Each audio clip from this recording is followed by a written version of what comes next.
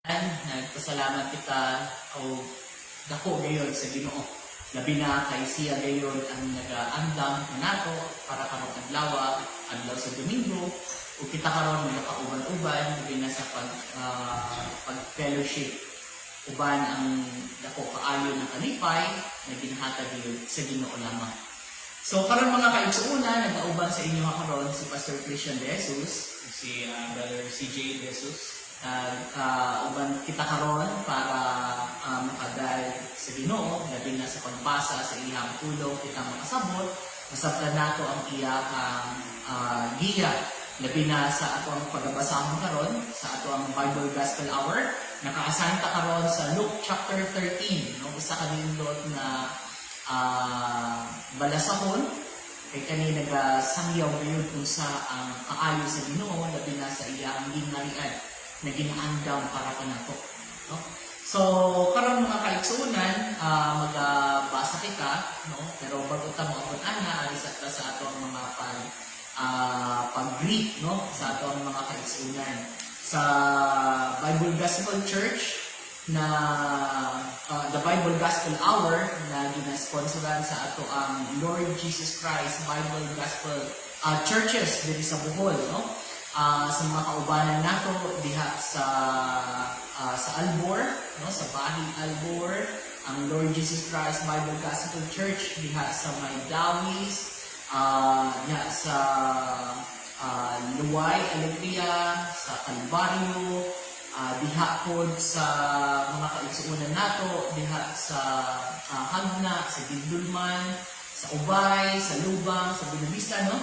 O diha sa Kalape, Katigbian, Carmen, nagpasalamat kayo kita, no? Sa mga kaigsuunan na padayon, nagagiya sa atoa, nag-ampo para sa atoa, labi na sa pagpadayon nato sa ka mainiton na pag-ampo nila para kaning programa magpadayon gayon, no?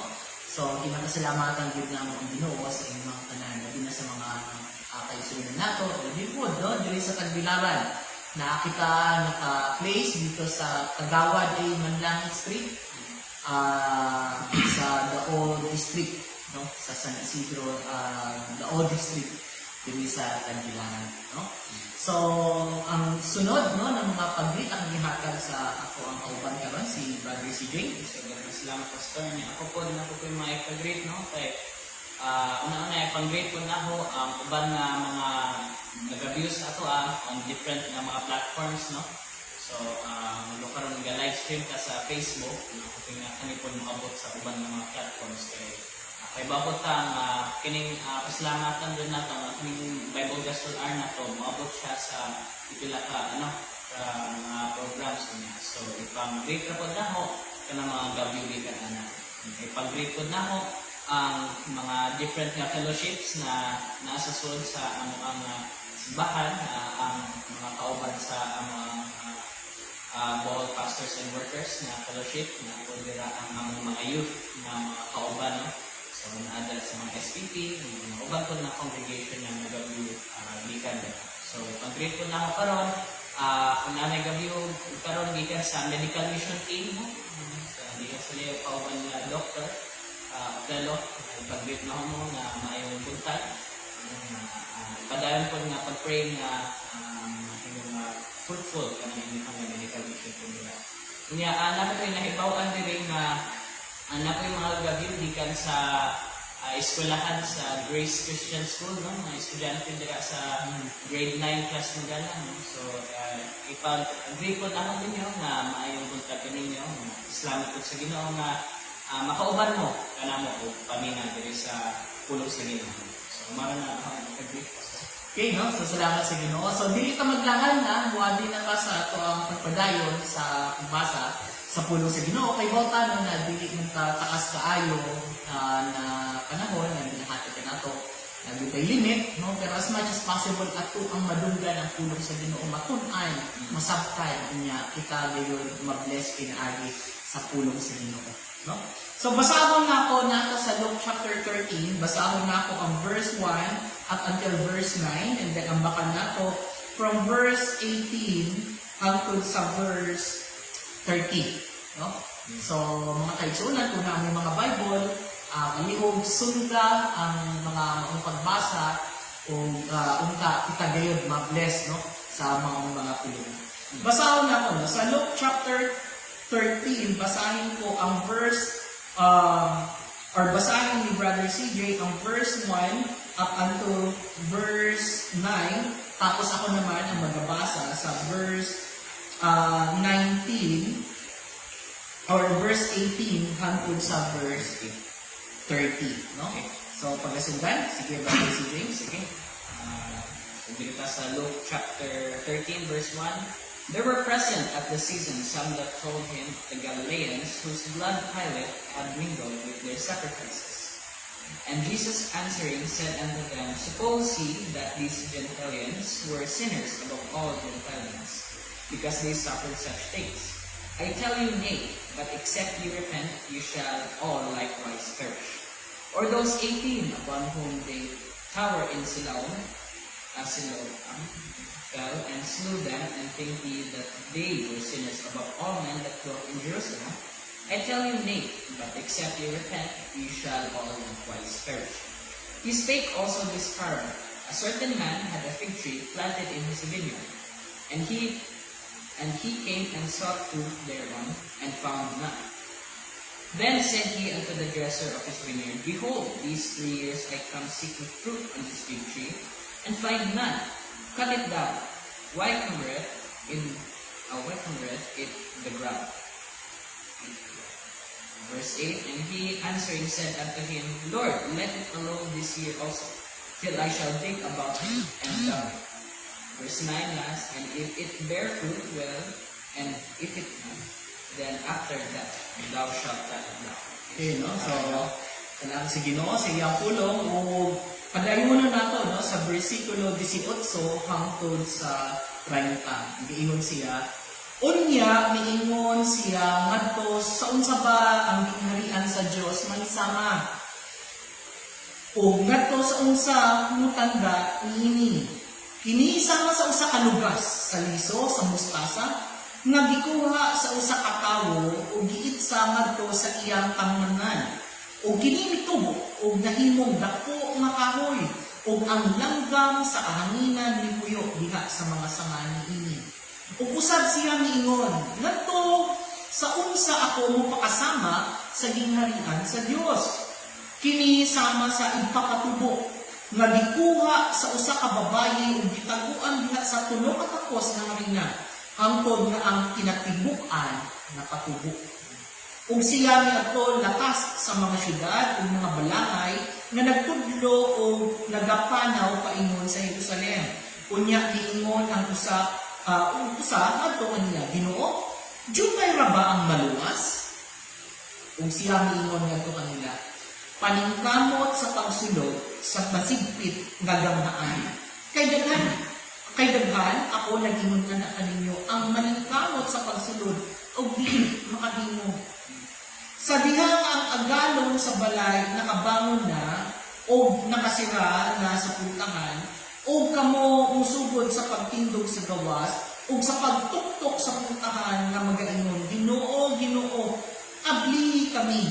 Ug siya mo tubag ng ingon nga na kaninyo, ako wala masayon, diin gikan kamo. Unya kamo musugod sa pagsulti, kami nakakaon o nakainom diha sa imong atubangan, ug ikaw nagtudlo diha sa among kadalanan. Apan siya mo ingon, ako musulti kaninyo, ako wala masayod kaninyo, diin gikan kamo, pahawa gikan sa panako, kamong tanan nga namumuhat o kadautan. Adunay paghila ug pagkabot sa mga ngipon, sa diha nga kamo makita ni Abraham ug ni Isaac ug ni Jacob ug sa tanang mga propeta diha sa gingharian sa Dios ug kamo mismo gisalingkway. O sila moabot gikan sa silangan o gikan sa kasadpan o gikan sa amihanan o gikan sa habagatan ug mulingkod diha sa gingharian sa Dios. Ug tan-awa adunay mga naulahi nga nahiuna ug adunay mga nahiuna nga maulahi magtampo sa tanan. Diyos namong gamhanan at pasalamat kami, Lord, sa imo ang gihatag ka namin karon na pulong na amo ang pag-ion, amo ang pag-sabton, Ginoo. Nagampo kami Ginoong Dios na ikaw maghatag ka namo og saktong kaalam, sakto sa Ginoo na kahibalo na kami Ginoo makahisgot unsa dili ang imong kahugoton. Salamat kami Lord na kami makatutok diha lamang sa imong pulong. Ang ng Lord ang ibali salamatan sa ngalan ni Jesus. Amen. Ihatag nato ang panahon ang Brother CJ para paghatag sa iyahang mga nakuha na mga pagsabot sa maong mga tulungan. Yes, salamat, Pastor. Ako, dahil may buntag sa tanan niya. So, kining tibukan dun sa Luke, kining is, appeal siya sa mga Gospels, no? So, upat ang Gospel, Matthew, Mark, Luke, ug John. So, kanang upat ang Gospel is, nagahiskot siya nitungod sa kinabuhi ni Kristo habang naa siya dire sa kalimutan. Gipanghisgot kung different na mga point of view sa unsay mga pambuhat niya dire. Giyatagan niya og different na applications po. So in the case sa Luke, ang application dire is kung unsa na himo nga ang Ginoo si Jesus mo ang nagaluwas kanato, no. Kaning chapter 13 nagapakita ko siya og mga overview sa kaluwasan. So ang rason na is that yung mga tao nga unsure pa sa ilahang kaluwasan, no? Na, for example, na aming mga children ministry po nga, inon sila nga, di man ka makasigurado rin ang kaluwasan. Pero actually, sigurado na niya, makita na nato po ang overview diri sa chapter 13. So, ang ipakita na is kung masaon, kung kanusa, kung unsa na yung buhaton after, ang importantly po, ipakita po sa ibang chapter kung kinsan. So, verse na 1 to 5, nagpakita po siya sa ang kaning repentance, it is a way to recover. No? So, giingon dira na sa verse 3 o sa verse 5, I tell you nay, that except you repent, you shall all likewise perish. Naghatag siya o mga examples kaning mga Galileans niya katong 18 minidong sa silaong felt. So, ipakita niya na as examples nga bisag unsa pa yung mga kasalanan na napambuhat nila, if you repent, maluwas pa ka kung mag-repent kasi ng mga sala. Pero kung dili, you will perish. Napod dira sa verse 6 to 9 nga everyone nasa na yung mga chances na bisag tanaw na to na sa fig tree, no, nga sagwa sila na munga the first time, nagyapag sila yung chance na munga the next para dili sila maputol, no? Maputol, pero in our case is ayan, so is death para na to. Yan, napod sa 10 to 16 nagapakita nga everyone at any time pwede na sila ma-save, kay ipakita dira nga naay mga tao sa Sabbath na nakatana sila nga nanong dahil man ka, it's the Sabbath man, it's a time of rest. Pero giingon sa Ginoo dili, you can still heal in the Sabbath or at any time. Giingon po na nila nga anyone po, may it be a Jew or a Gentile, sa kabay man. Giingon na dira sa verse 10 to 16. Kanya, ipakita po dira sa 18 to 30 na aftermath sa kaluwasan. No? So, like sa Ginoo, in this case, Jesus nga, ang kingdom of heaven, it's like a mustard seed. No? Nga, giplant sa garden. Gamay kayo na siya na seed, pero kagibutang niya sa garden, niya, mutubo na, dako na kayo. Niya, ang forma sa garden is malahi because of that usa ka kingdom, no? Or usa ka tree.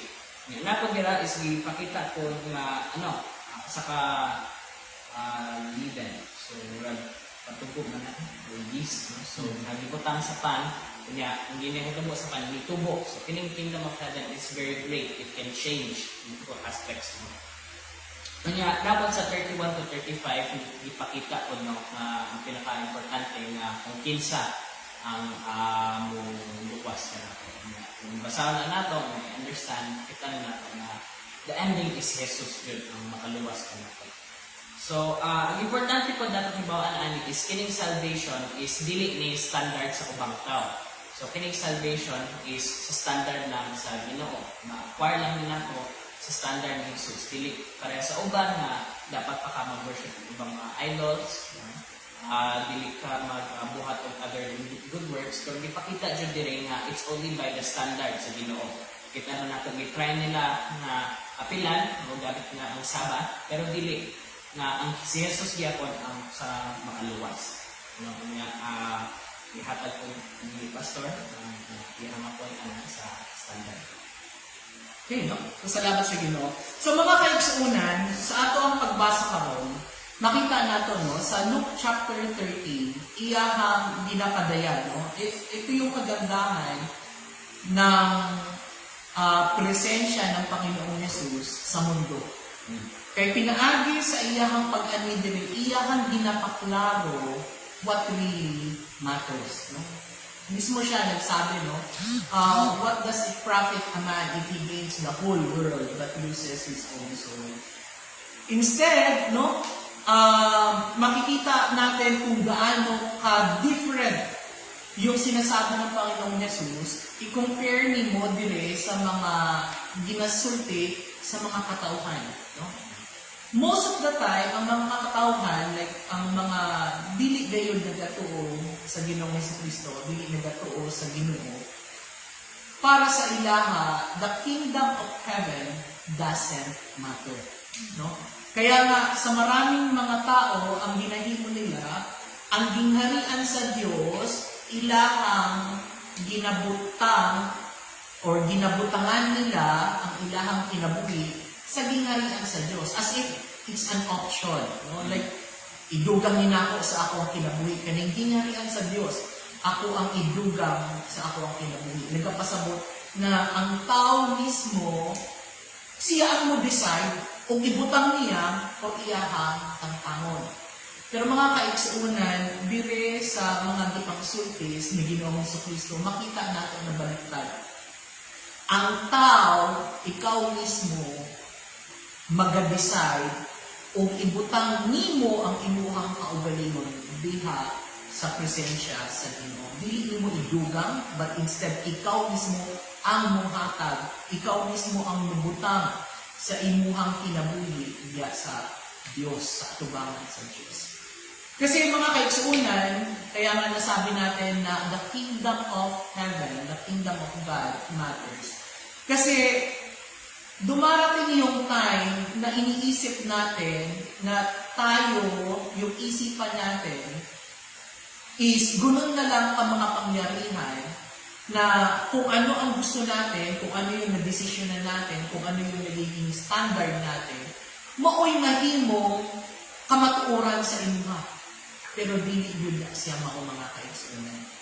Ang kamatuoran, ginasulti niya no? Basa akong nato.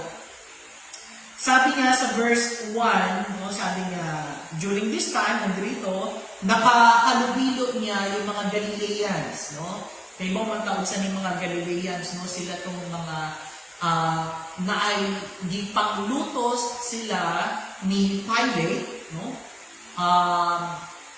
Tungod sa ilahang tungod sa mga decision po sa mga otoridad, no? Sabi niya rito, ang tanong ng Panginoon, og si Jesus nagatubag miingon ngadto kanila, naghuna-huna ba kamo nga kining maong mga Galileanhon, mga makasasala labaw sa kanang Galileanhon, no? Kasi ang nangyari, may certain katauhan ng mga Galileanhon, naggrabe kaayo ang gihimo ni Pilato, paglutos kanila, pagpasakit kanila. Unya, nakasulti ang mga tao, ng mga tauhan na grabe kaayo ang makasasala. Pero ang sagot ng Panginoon, hindi. No? Sabi niya sa verse 2, labaw sa kanang mga Galileanhon, tungod kay sila nahiagom sa maong mga butang, yung kanilang paghihirap. Verse 3, sinagot sila ng Panginoon. Yun siya, ako mag-ingon kaninyo, dili, apan gawas kung kamo mag-inunsol kamong tanan, usab, mga laglag. Nakita natin mga kaigsuunan, hindi ibig sabihin na ang isang aspeto or isang klase ng tao naghihirap, hindi ibig sabihin na mas makasasala siya kaysa sa atin. Lahat tayo, no? Napakaganda ng sinabi ng Panginoon. Lahat tayo, kung hindi tayo mag-repent, mahiaguman sa nato ang labaw pa sa makuklase na dihaguman aning mga tawana. Dalawang beses pa niyang sinabi, no? Sa verse 4, o kadtong napulo og walo, no? Nga daw 18 katao, nga nahakangin sa ang tori sa siluwang nahudlo.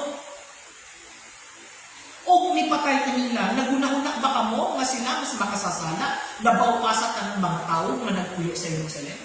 Merong mga tao na nadisgrasya. Tapos, alam ng Panginoon napakaganda ng character na ipinakita, attribute ng pagiging Diyos ng Panginoong Jesus. Alam niya kung ano ang iniisip ng mga tao. Kaya nga sabi niya, sa tingin niyo ba, yung mga nalagay sa mga sakuna, sa mga aksidente, tungkol ba na siya kay mas daotan sila kaysa mga kanang tao? Alam niyo, mga kaigsuunan, kasagaran na una siya ang nahuna sa tao. Pero gipaklaro gayon nga, dili basihan ang hunahuna sa tao sa kinabukasan or hindi kaugmaan or ang magiging desisyon sa buhay ng tao. Kasi alam niyo mga kaigsuunan, lahat ng mga dumadaan sa atin, lahat ng dinadanas ng tao, hindi man yan exemption. Lahat tayo, pare-parehas tayo. Nagkakaroon tayo ng sakit, nagkakaroon tayo ng kahinaan, may nagkakataon na nasasaktan tayo, nagkakaroon tayo ng masamang mga pangyayari sa buhay natin. Pero alam niyo mga kaigsuunan, lahat ng yan nakita na ng Panginoon. At ano ang sabi niya? Unless you repent, no, you will face a certain, sigurado na destruction. Ang gustong ipakita ng Panginoon is ang buhay natin dito sa mundo, pare-parehas lang tayo mga kaigsuunan. Pero ang gusto niyang masigurado ka nato is unsay may tabo human na kita mulabay na dire sa kalibutan. Kasi yun yung pinakamalaking problema ng tao. I'm sure meron sa ato mga kaigsuunan na ng mga nagdadalamhati, nagkakaroon sila ng pagka-loneliness, lalo na darating yung Christmas, no? Minsan, alam nyo, Christmas, New Year, may mga tao na hindi nagse-celebrate, may mga tao na nagse-celebrate, pero minsan, importante sa tao na may makasalamuha na ibang tao. Pero meron din pagkakataon na yung mga tao na gustong may makasalamuha, halos wala naman silang kilala, and they feel depressed. Pero dito, makikita natin, mga kaigsuunan, na hindi lang yun ang pinakamalaking problema mo, na wala kang makasalamuha. Ang pinakamalaking problema is ano ang mangyayari after ng buhay natin dito. Kaya ang sabi ng Panginoon, hindi standard ng tao ang gagamitin. Hindi yung isip ng tao na ito makasalanan to. Kasi lahat tayo makasalanan. Pero iisa lang ang sinasabi ng Panginoon. Sabi niya na bibigay niya ang kanyang buhay. Sa John 3:16. No? Klaro-klaro. Tapos kung babasahin natin dito sa Hebrews, no, mga kaigsuunan, Hebrews. Basahin ko ang Hebrews chapter 9, sabi niya rito, verse 24 hanggang sa 28, no? 24 to 28. Importante no na ato ang nasabtan, sundan no kung naa sa inyo mga kaugaling mo mga Biblia. Kay si Kristo wala misulod ngadto sa balaan nga dapit naghimo sa mga kamot. Mga kaigsuunan, hindi kamot sa tao ang naghatag ng paraan para sa Kristo mabutang dito sa krus sa Kalbaryo. Hindi yun siya plano ng tao. Instead, yun ay sa simula pa, plano na ng Panginoon. Sa Kanya nagplano kasi alam niya yung kahirapan na dadanasin ng mga tao. Sabi niya, kay si Kristo wala misulod ngadto sa balaan nga mga dapit nga gihimo sa mga tao nga mao ang mga larawan sa tinuod. Apan ngadto sa langit mismo, ang langit mismo ang nagplano niini sa mga pagpakita, no, sa pagpakita aron diha sa presensya sa Dios alang kanako. Yung pagsakripisyo ng Panginoon at pagbayad ng mga sala natin dili na siya hinimo sa tao kundi giplanuhan gyud sa Ginoo. Giingana ta niya gimahal na sa sugod pa lang wala pa galing gitukod ang kalibutan, wala pa gihimo ang kalibutan, wala pa gi-create ang kalibutan. Ang Dios kahibaw na siya sa tanan. O kahibaw siya na kita gayon na ay dako kaayo na problema. Bad news. Pero ang good news ang kanyang ginahatag. Anong good news niya? Sabi niya, plano sa Ginoo na kita pagaluwason. No? Kaya nga ang sabi niya sa 24, diha sa presensya sa Diyos, alang ka nato. Sa 25, dili nga siya maghalad sa paghihapon sa iyang kaugalingon sa makadaghan. Ang pagsakripisyo ng Panginoon once. No? Sama sa labaw nga parit nga nagasulod ngadto sa balaan nga dapit sa matag tuig uban sa mga dugo sa lain. Ang pagsakripisyo ng Panginoon, hindi siya taunan, hindi siya arawan, hindi siya weekly, hindi siya yearly, kundi isang beses lang ang kanyang pagsakripisyo. No? Sabi niya rito, kay unya, kinahanglan siya unta makadaghan mag-antos, sukad pa sa pagtukod sa kalibutan, apan karon sa makausa lamang diha sa katapusan sa kalibutan siya mipakita aron sa pagkuha sa sala pinaagi sa pagsakripisyo sa iyang kaugalingon. Yun yung pinakita na good news ng Panginoon, yung kanyang pagsakripisyo sa kanyang kaugalingon. Hindi natin binabalik-balik yung pagsakripisyo ng Panginoon. Bakit? Kasi once is enough. Yung pagbayad, it's total payment. Hindi siya tigi-tigi. Kaya nga napakaganda ng good news. No? Doon sa mga tao na sumasampalataya sa Panginoon. Kasi ang sabi pa niya sa 27, o maingon nga kinigit takda na ngadto sa mga tao nga makausa mamatay, apan human niini ang pag-upo. Kung sa English pa mga kaibigan, sabi niya, for it is appointed for man to die once and then judgment. Yun yung ipinapakita ng Panginoon dito sa Lucas Kapitulo 13. Sinasabi niya na it matters. Kingdom of heaven matters. The kingdom of God matters. Bakit? Kasi it's appointed. Ano ibig sabihin ng appointed? Ginatakda sa tao na naagay ang kamatayon dili sa kalibutan. For it is appointed for man to die once. Kaya ang kinanglan, nagig ang kamatayon. Pero hindi doon natatapos. No? Sabi niya, die once and then comes judgment. Maraming tao ang hindi naniniwala na may buhay after sa buhay natin ngayon dito. Pero mismo ang salita ng Panginoon hindi nagsisinungaling. Hindi siya namakat. Pagkahuman sa kamatayon nato, anak pa mo about ang judgment. And ano ang i-judge niya? Yun sa mga nananampalataya sa Panginoon. Kaya nga sinasabi niya rito, no? Unless you repent, no? Unless tatanggapin mo na una makasalanan ka, hindi mo makikita ang kagandahang loob ng Panginoon. No? Kaya nga dito, ano pang sabi niya?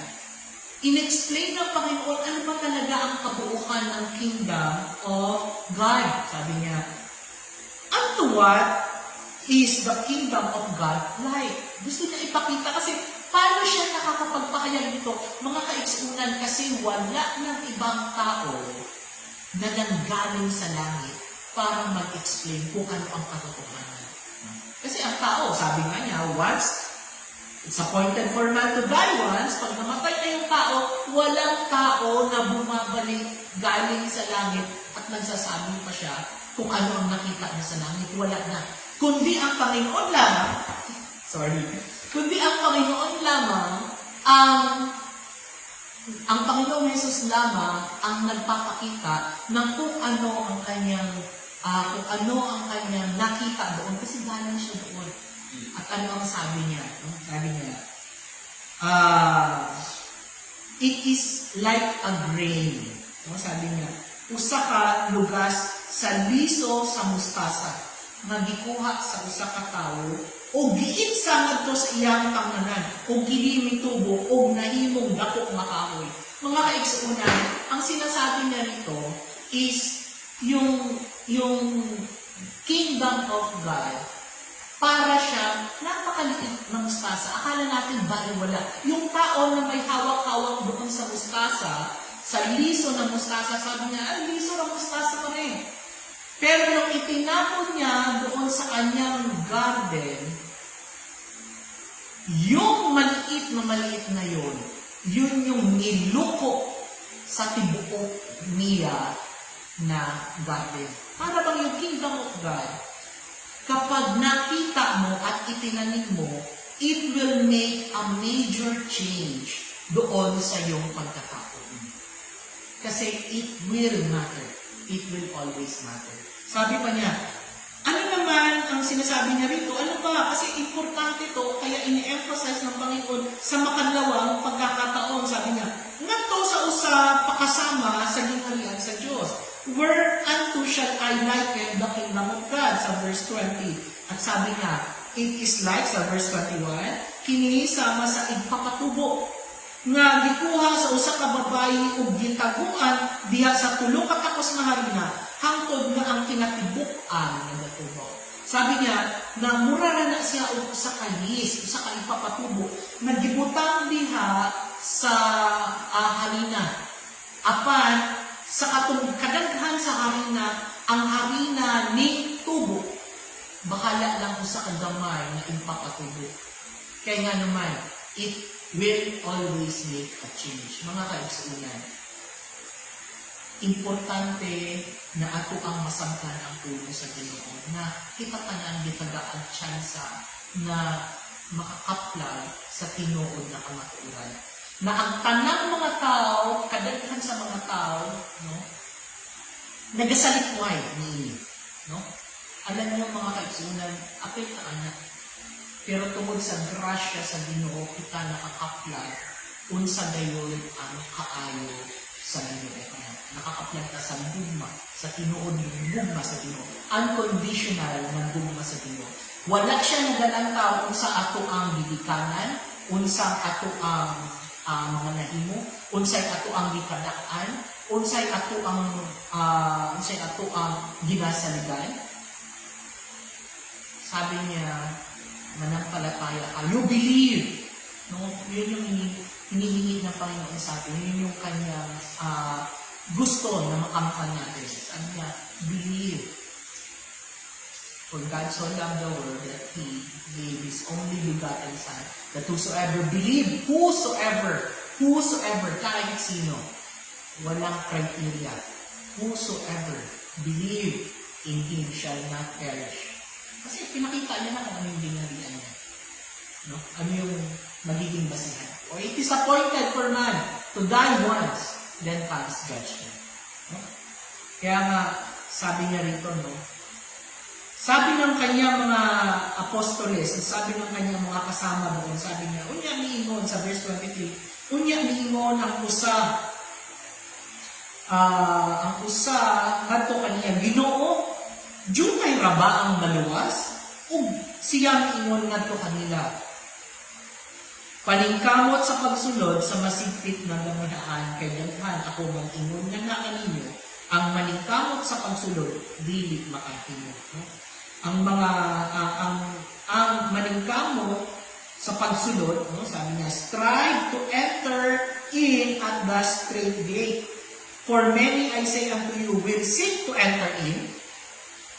No? I say unto you, sabi niya, many, daghan, ang gusto makasulod, seek to enter and shall not be able. No?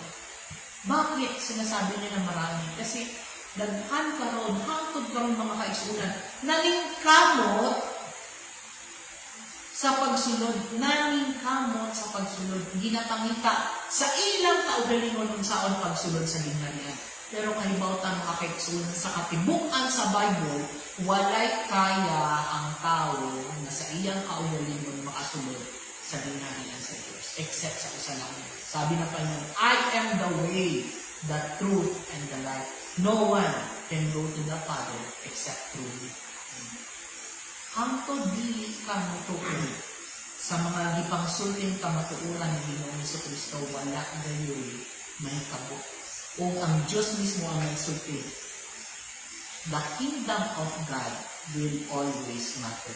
Bahalag kung sa natong pagsalikway ana sa maong kamatuoran, dili ang ato ang desisyon, dili ang ato ang standard ang magiging basihan ng Panginoon kung dili kanya.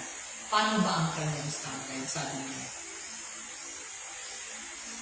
when once the master, sa verse 25, of the house is risen up and hath shut down to the door, and he began to stand without and to knock unto the door, hindi ka rin mga tawanan na saradan.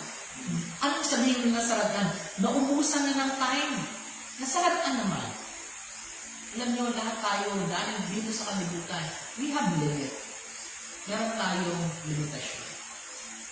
Kaya nga, ang ginawa ng mga tao na naulahin na anong sabi niya.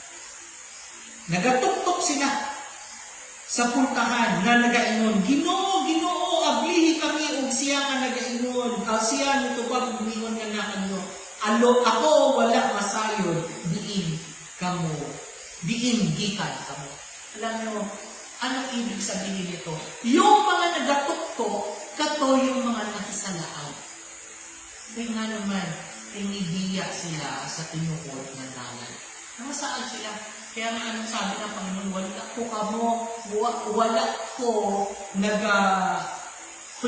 ko nakaribaw, ug asa ko gikan. Ano ba yung isang ginawa ng tao na hindi talaga pwede na nasa presensya ng Panginoon? Kasalanan. Kapag ikaw misalikway sa tinuod na dalan, nagpasabot na ikaw nitipas o mao ka na ang sala. What is sin? Sin is missing the mark. Wala ka ni tulong. Mao na ang kasalanan. Kaya nga sabi ng Panginoon, hindi ko alam kung saan kayo galing. Kasi yung pinanggalingan na yun ay kasalanan. Kaya mga kaisunan, no? Ato ang isalikway ang sala. Dawaton ang kaayo o grasya sa Ginoo. O kita mo tuong ngayon kaniya. Kita magkakaubay sa iyahang ginarian pagkakunan. Ang kaluwasan sa Ginoo garantisado.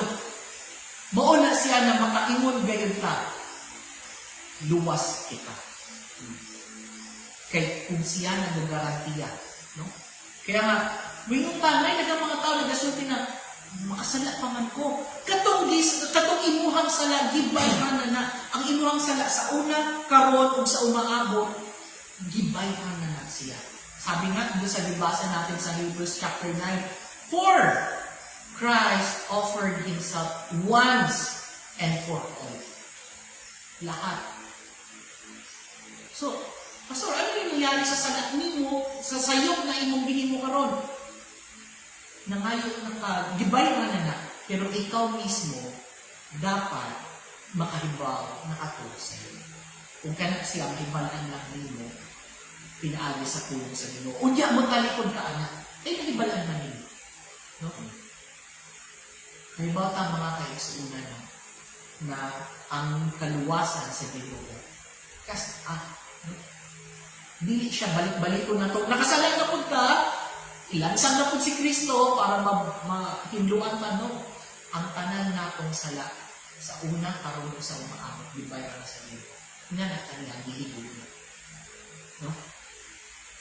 Ang atong mga sala karon, atong ginasugid kay para dili na natin mahimong pagbalik. Pero kay bawta na wala na tayo ilalim sa sala. Basta ikaw mudawat sa Ginoo na imo gayon na gayon. No? Mauna siya ang ginapasabot niya. Sabi niya, mga kaigsunan, basahon na ako ang last na sabi niya. Yan, katong mga nakasalikway, anong nangyari sa kanila? Ang mga nisalikway sa maayong dalan, siya adunay paghilak o pagkagot sa mga ngipon. No? Naa sila'y pagkagot tungkol sa gilabihan nila na pagka-regret, no? Sa ilahang gilabihan na pagkasayang sa ilahang panahon. No? Adunay paghilak ug pagkagot sa mga ngipon sa diha nga amo makakita ni Abraham ug ni Isaac ug ni Jacob ug sa tanang mga propeta diha sa gingharian sa Dios ug kamo mismo gisalikway. Ug sila kanina po no ang mga katong nagauban sa presensya sa Ginoo. Ano siya dili? Ug sila moabot gikan sa silangan, ug gikan sa kadsadpan, ug gikan sa amihanan, ug gikan sa habagatan, ug mulingkod diha sa nanghalian sa Dios. Ug tan-awa, no? Adunay mga naulahi na may una, ug adunay mga nahiuna na maulahi. Hindot kaayo mga kaigsunan. Walang sabi nga kanina, no, walang time. Ang ganda yung sinabi ni Brother CJ kanina. Walang time na nagiging basihan ang Panginoon. Once na marinig natin ang salita ng Panginoon, now, no, atong dawaton ng iyakaan. Walang sinasabi na kailangan ganito ka muna, kailangan ganito ka. Kailangan batanon ka, kailangan idaran ka. Ang importante, ikaw mismo na hibaw sa grasya na lihatag sa Ginoo. Because we know, meron tayong time. And gusto ipakita ng Panginoon na sa gagamitin natin time, siya sa kanya wala siyang time. Tatanggap siya sa atin. No? Wala siyang binabasihan na time kasi timeless siya eh. Pero tayo may oras. Meron tayong limit mga kaisunan. Yes, walang sabi niya, walang appropriate time na ang Panginoon tatanggap. Anytime tatanggap siya sa atin. Pero tayo ang may limit. Kasi may time tayo ito. Kaya mga kaisunan, anong sabi? The time, no? Now is the time of salvation. Kaya mga kaisunan, dawata. Kaya aron makakaplan ka kung sa gayon ang hilabihan na importante sa atong kinabuhi. Dili nato isalikway ang katong mga isalikway sa uban. Kung masayangan lang sa ilang panahon. Mga kaigsunan, nagpasalamat kami sa inyong hanggihatan na oras ka nato sa matag usa sa atong fellowship. Kami mga minute na nag-auban sa inyong karon, Pastor Christian De Jesus, Si Brother CJ De Jesus. sa Diyos ang himaya.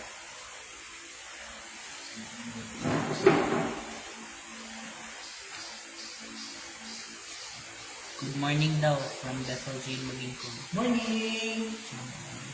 Ang mga medical mission team natin dyan.